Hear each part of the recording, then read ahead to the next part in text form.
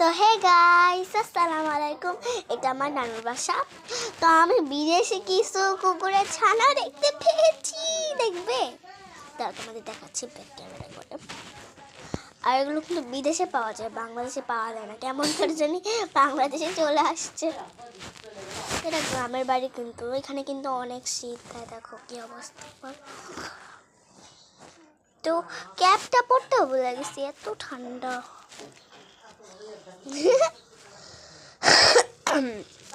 তো চলো তোমাদের দেখাই এখন।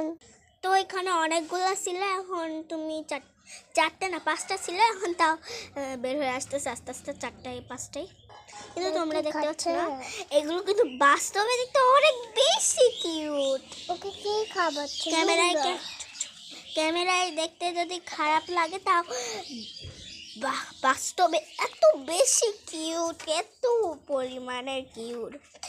আমি ওদের দেখে প্রথম ভাবছিলাম এটা তো বিদেশি কুকুর না, পরে দেখি সত্যি এগুলো বিদেশি কুকুর।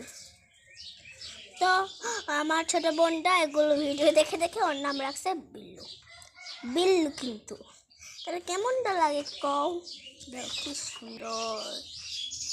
তো তোমরা কি নাম রাখতে চাও তো অবশ্যই কমেন্টে জানাবা। আজকের মতন এতটাই, টাটা বাই বাই।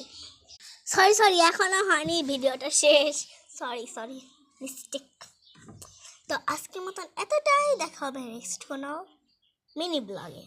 বাই। সুন্দর তাই তো।